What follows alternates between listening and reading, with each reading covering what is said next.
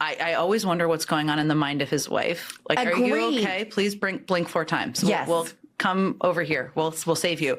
And that he's willing to do anything to get there. Big Red getting kind of nasty. They always say that about all the wives of these politicians. They just think that if you're a woman, you must agree with my idiotic political theories. Kari Lake is a woman and doesn't agree with anything that these women say. And she joins us now. Good to have you on. What'd you make of that comment and just how nasty it was? You know, I thought we left spouses out of it. Where this is and of all of the spouses, Usha is just so lovely. What a wonderful woman. She just wants to raise her kids and be supportive of her husband, which I think is a very noble thing. And I've met her on the campaign trail, and all I can say is she's just a really lovely human being. And I'm thinking about in thinking about this segment tonight, and Jen Psaki, she's a mom with 2 kids. How would she feel if all of a sudden she was the focus of a target like this for no reason? I don't think she would like it. It's not good for the family. It's not good for the children. And I think it's really despicable. But it shows they're literally, Rob, they're running out of things to complain about and whine about. Yeah. And so now they're just looking for anything. Yeah. And it also shows that they're very nervous about what J.D. Vance is going to bring when it's his turn to potentially run for president, because he's got so many weapons. That's a good point. You know, they realize there's no bringing Trump down. He is loved by so many people. Now they're going, who's coming next, and how can we stop them before they get going? Yeah, you got this 6'2" guy from Ohio that's got this great story, was a poor kid and disadvantaged in every way, and he turns into what we have before us here.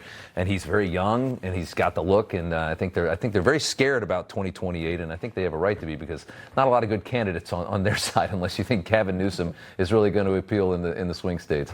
I wanted to get to this before I let you go, because I thought this was an amazing story from the Wall Street Journal. After Joe Biden let all of these brutal killers off of the chain for execution. They were all on death row, and he gave them clemency on that, putting them just in prison for the rest of their life. These are people that deserve to die. Joe Biden didn't think so. Now putting them in a life sentence. Well, the president's saying, you know what, this is not going to be an easy life sentence anymore. The president designating these 37 people on death row, men on death row, are going to be in hell for the rest of their lives. They're all in solitary for 23 hours a day. Via this presidential order, and they're going to be sent to the Supermax, I think, which is in Colorado as well. What a strong message of anti-crime when you get so much the other way from the left to just kind of put the slam down. Okay, we're not going to kill you, but you're going to be in 23 confinement. They're definitely not in a country club jail. That's for sure. It's a difficult jail to be in. I think it's the most difficult of all of the federal prisons.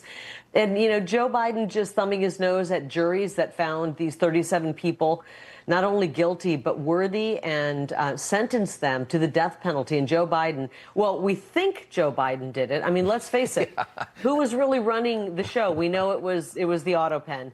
And so I'm not even sure if they would be legitimate the way that this last administration was run.